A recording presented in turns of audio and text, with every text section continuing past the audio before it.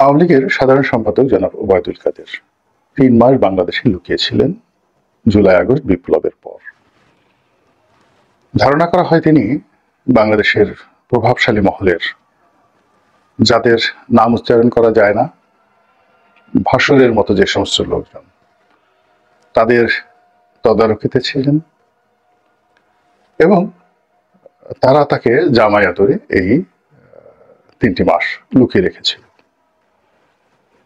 আবার কেউ কেউ বলার চেষ্টা করছেন যে তিনি ভারতীয় যে গোয়েন্দা সংস্থা র, তাদের তত্ত্বাবধানে ছিলেন এবং তাদের অনেকগুলো ডিপ্লোম্যাটিক জোন থাকে যেখানে বাংলাদেশের আইন শৃঙ্খলা রক্ষাকারী বাহিনী ঢুকতে পারে না বা ঢুকে না। যেমন ধরুন, তিনি ভারতীয় দূতাবাসে যদি লুকিয়ে থেকে থাকেন তাহলে সেখানে আসলে কারো যাওয়ার কথা নয়।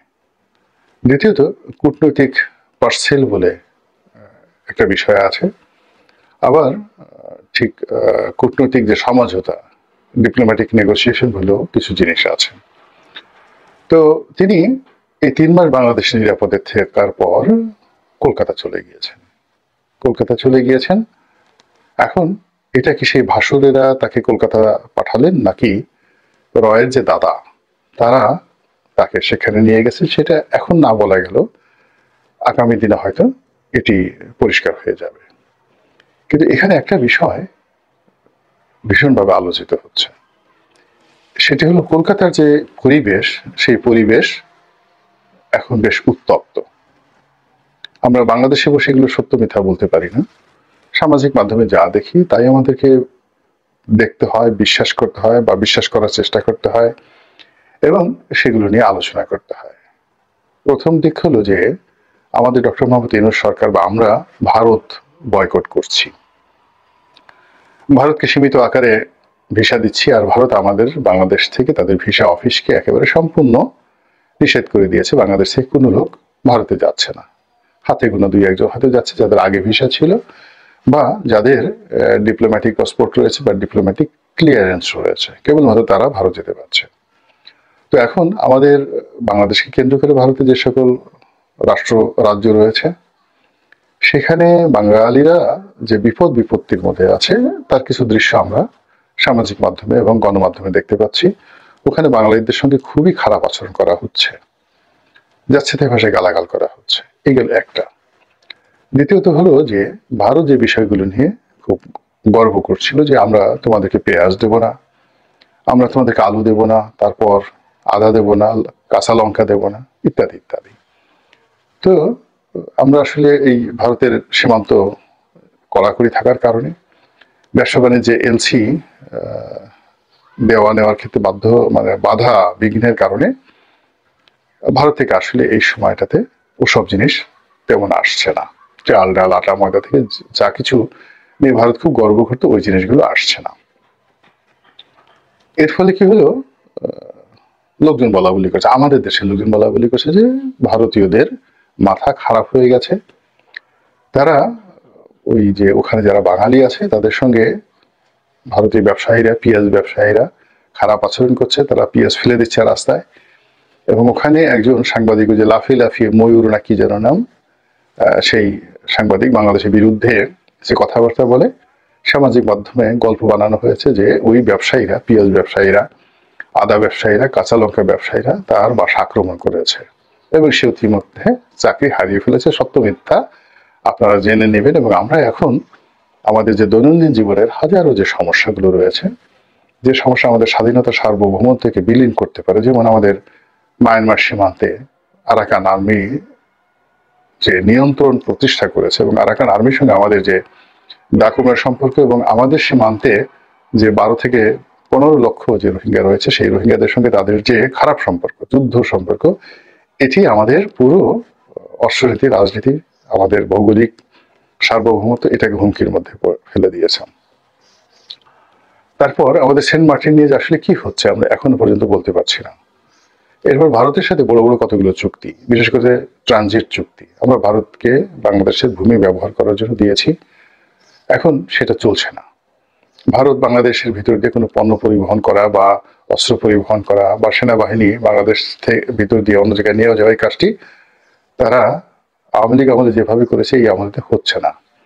এরপর আমরা জলপথে বেশ কিছু যানবাহন চালু করেছিলাম। কলকাতা থেকে জাহাজ আসতো, বাংলাদেশ থেকে জাহাজ যেত এবং অনেকগুলো পর্যটন গড়ে উঠেছিল। আবার ট্রেন এবং বাস যাতায়াত করত।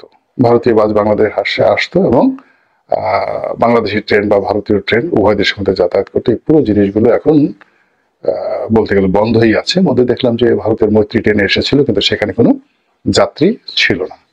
তো এই জিনিসগুলো আমাদের আসলে সত্যিকার অর্থে গুরুত্বপূর্ণ বিষয়, কিন্তু সেই বিষয়গুলো বাদ দিয়ে আমরা এখন সেই সাংবাদিক ময়ূরের বাড়িতে কোন আদা ব্যবসায়ী কি আক্রমণ করেছে সেগুলো নিয়ে আমরা ভীষণ রকম ব্যস্ত আছি। তো এই যে আমাদের যে জীবন সম্পর্কে নির্লিপ্ততা, জীবনের অনেক গুরুত্বপূর্ণ বিষয় মানুষ যখন হাল ছেড়ে দেয় যে আমার আর কিছু হবে না, তখন সে অনেক অপ্রয়োজনীয় বিষয় নিয়ে সে বাড়াবাড়ি করে, কখনো হাসে, কখনো কাঁদে, কখনো নাচে, কখনো মনের আনন্দে বস্ত্র খুলে ফেলে উলঙ্গ হয়ে। অনেক বড় বড় মানুষ জনারণ্যে ঘোরাফেরা করে, এটা এক ধরনের পাগলাম। এখন আমরা সেই পর্যায়ে গিয়েছি কিনা আমি বলতে পারবো না, তবে আমাদের যে আলাপ আলোচনা যে বিষয়গুলো নিয়ে খুব বেশি মাতামাতি হচ্ছে সেটি ভালো লক্ষ্য নয়। তার প্রমাণ হলো এই যে ওবায়দুল কাদের, তিনি ভারতে গেছেন। তো এখন আমরা বাংলাদেশে তাকে 3 মাস রেখেছি। 3 মাস তিনি পালিয়েছিলেন, আমরা তার একটা পশমও ধরতে পারিনি। তারপর তিনি আমাদের যারা বড় বড় কথা আমরা বলেছি, আমাদের গালের উপর টাস টাস করে থাপ্পড় মেরে, অপমানের থাপ্পড় মেরে, এটাকে কল্পনা জগতের থাপ্পড় মেরে তিনি আমাদের এই নাকের ডগা দিয়ে, তিনি তো সেই অশরীরী আত্মা নয়, ভূত নয়, প্রেত নয়, তিনি একটা জলজন্ত মানুষ। তো তিনি এই বাংলাদেশের সীমান্ত পাড়ি দিয়ে হেলিকপ্টারে করে গেছেন, প্লেনে করে গেছেন, অথবা যে কোনো সীমান্ত দিয়ে তিনি সেখানে গিয়েছেন, এবং এই কাজের সঙ্গে দেশের ভিতরে এবং বাইরে অনেকেই জড়িত। তো আমরা এই জিনিসগুলো জানি, কিন্তু আমরা বলতে পারছি না। তা আমরা যেহেতু জানি, বলতে পারছি না, ইট মিনস জনাব ওবায়দুল কাদের এখন যথেষ্ট ক্ষমতাধর ব্যক্তি, অনেক পাওয়ারফুল। আপনাকে আমাকে যেখানে ভারত ভিসা দিচ্ছে না, আপনি আমি যেখানে বাংলাদেশে মুভ করতে পারছি না, সেখানে তার মতো মানুষ আমাদের চোখের ডকা দিয়ে কলকাতাতে গিয়েছেন, এটা তো চারটিখানি বিষয় নয়, এটি হলো এক পার্ট। অথচ আমরা এটিকে নিয়ে কেউ তাকে কাউয়া কাদের, কেউ তাকে কাকু কাদের বলার চেষ্টা করছি। যদি তাকে একবার একটু পেতাম, এটা করতাম, ওটা করতাম, কিন্তু তাকে যদি আমরা পেতাম, তার একটা পশমে আমরা টাচ করতে পারতাম না। এই যে তার 3 মাস বাংলাদেশে থাকা এবং 3 মাস পর নিরাপদে কলকাতায় যাওয়ার ঘটনার মধ্যে নিহিত এক। সেকেন্ড থিং হলো, আমরা এখন প্রচার করছি, এটা আমাদের এক ধরনের আত্মতুষ্টি, নিজেদের ব্যর্থতা, দুর্বলতা ঢাকার চেষ্টা, এবং আমরা যে একটি ভীরু এবং কাপুরুষের দল, এই নিজেদের কাপুরুষতা দমন করার জন্য বা নিজেদের কাপুরুষতাকে ঢেকে রাখার জন্য আমরা নানা রকম কথাবার্তা বলে যাচ্ছি। এবং এই সকল কথাবার্তার মধ্যে যে কথাটি এখন আলোচনা করবো সেটি হলো, ওবায়দুল কাদেরকে আওয়ামী লীগের নেতাকর্মীরা কলকাতাতে হন্যে হয়ে খুঁজছে। বাড়ি বাড়ি আওয়ামী লীগের ওখানে তো হাজার হাজার নেতাকর্মী এখন কলকাতাতে আছে। তারা ওবায়দুল কাদেরকে ধরছে কেন? এই কারণ হলো, ওবায়দুল কাদেরের কারণেই নাকি আওয়ামী লীগের পতন হয়েছে, এবং শেষ সময়টাতে তিনি যে কথাগুলো বলেছেন, এই কথাগুলোর কারণেই নাকি এই যুদ্ধ বেঁধে গিয়েছে এবং জুলাই আগস্ট বিপ্লব হয়েছে। এই ধরনের অর্বাচীন এবং এই ধরনের অপ্রয়োজনীয় এবং এই ধরনের যাকে বলা হয় শিশু সুলভ, অর্বাচীনের বলে শিশু সুলভ হয় না, অর্বাচীন মানে নবীন, আর শিশু বলতে একবার ইনফ্যান্ট, বিছানায় মলমূত্র ত্যাগ করে এবং সেই মলমূত্র আবার নিজের গায়ে মাখে, তারপর হলুদ হয়ে মানে সেই মলমূত্র খেয়ে দিয়ে তারপর একটা শিশু যেভাবে হাসতে থাকে, এবং তার পিতামাতা এসে ওই দৃশ্য দেখে প্রথমে কপাল থাপড়ায় যে হায় আল্লাহ, আমার এই ছেলে কি হবে, মেয়ে কি হবে, এই তো এটা খেয়েই কাজ করে ফেলেছে। তো এইরকম একটা অবস্থা আর কি। তো যেটা বলছিলাম যে সেই যে নাবালক না, ঠিক শিশু, এই শিশুরা যে সমস্ত কর্মকাণ্ড করে, তেমনি এই কর্মকাণ্ড হলো ওবায়দুল কাদেরকে কলকাতাতে সেই আওয়ামী লীগের লোকজন খুঁজছে। কেন খুঁজছে? তাকে মার দেবে, তাকে ছেঁচা দেবে, তাকে গুঁতো দেবে, এই কারণে যে তার কারণে আওয়ামী লীগের পতন হয়েছে। যারা আওয়ামী লীগ করেন তারা খুব ভালো করে জানেন যে এই কথা কতটা নির্বোধের মতো কথা হতে পারে। এর কারণ হলো, আওয়ামী লীগে আসলে শেখ হাসিনার কথার বাইরে কোনো কথা ছিল না। আওয়ামী লীগের সব মানুষ জানে যে এই দলটি 81 সন থেকে, অর্থাৎ জিয়া রহমানের জমানার উনি যখন এলেন সেই থেকে একেবারে শেষ দিন পর্যন্ত এর যা কিছু ভালো, যা কিছু মন্দ, সবই শেখ হাসিনার জন্য হয়েছে। শেখ হাসিনা যদি কাউকে বলেছে নাচো, সে নেচেছে, বাজাও, বাজিয়েছে। আবার বাইরে যারা নেচেছে নিজের ইচ্ছায় বা বাজিয়েছে, তাদের কাজই ছিল শেখ হাসিনাকে খুশি করা। শেখ হাসিনা যতক্ষণ খুশি ততক্ষণ পর্যন্ত আপনি বাদ্য বাজাতে পেরেছেন, আর যখন তিনি মনক্ষুণ্ণ অমনি আপনার বাদ্য তাকে বন্ধ করতে হয়েছে। ওবায়দুল কাদেরের কোনো কিছু যদি শেখ হাসিনার অপছন্দ হতো, ওবায়দুল কাদের 1 মিনিট টিকতে পারতেন না, ক্ষমতায়ও নয়, দেশে নয়। এবং শেখ হাসিনা কতটা স্ট্রং, তার সঙ্গে তার মেয়ের জামাতা মাসরুর মতদ্বৈতার সৃষ্টি হলো। তারা একত্রে থাকতে পারেনি, নিজের মেয়েকে জামাইয়ের কাছ থেকে নিয়ে এসেছেন। শুধু তাই নয়, সেই তার যে বিআই এবং তার যে ফুফাতো ভাই বা মামাতো ভাই হবে আর কি, তো তাকে তিনি দেশ ছাড়া করেছেন। এবং তার পুরো পরিবার, সেই যে তার যে বিআই মোশাররফের ছোট ভাই বাবর এখন জেলে আছে। তার সঙ্গে যে সকল ছাত্রলীগের ছেলেরা চলতো, তাদের সবার বিরুদ্ধে মামলা মোকদ্দমা দিয়ে তাদের জীবনকে তছনছ করে ছেড়ে দিয়েছে ফরিদপুরের। এবং এই লোকগুলো অনেকেই শেখ পরিবারের আত্মীয়। তো যেখানে তিনি তার অপছন্দের মানুষ তার আত্মীয় হলো, তিনি ছাড় দেননি, সেখানে ওবায়দুল কাদের তো নস্যি।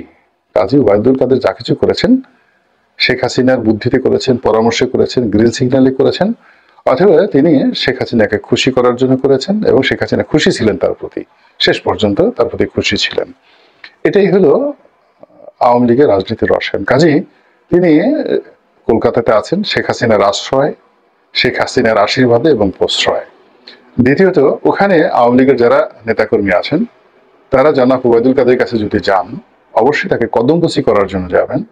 কোলাকুলি করার পর্যায়ে তিনি এখন আর নেই। তার সঙ্গে আওয়ামী লীগের কোন নেতাকর্মী কোলাকুলি করতে সাহস পাবে না, তাকে চুমো দিতে সাহস পাবে না, তাকে কদমবুসি করে পা ধরে সালাম করে মাথা নিচু করে দাঁড়িয়ে থাকবে। এবং তিনি যে কলকাতাতে গিয়েছেন, মূলত তাকে নেওয়া হয়েছে নতুন করে তাকে আরো বলিয়ান বানিয়ে, তাকে আরো শক্তিশালী বানিয়ে, আবার এই বাংলার জমিনে যেন তিনি ফেরত এসে আবার সে আগের মতো হুঙ্কার তুলতে পারেন, সেজন্য তাকে নেওয়া হয়েছে। তাকে ছেঁচা দেওয়ার জন্য, বা আওয়ামী লীগের কলকাতাতে যে সকল পলাতক নেতৃবৃন্দ রয়েছেন তাদের দ্বারা অপমানিত এবং লাঞ্ছিত করার জন্য জনাব ওবায়দুল কাদের সেখানে জানো নাই এবং তাকে নেওয়া হয়নি। আশা করি আপনারা বুঝতে পেরেছেন। আল্লাহ আমাদের সবাইকে হেদায়েত দান করুন।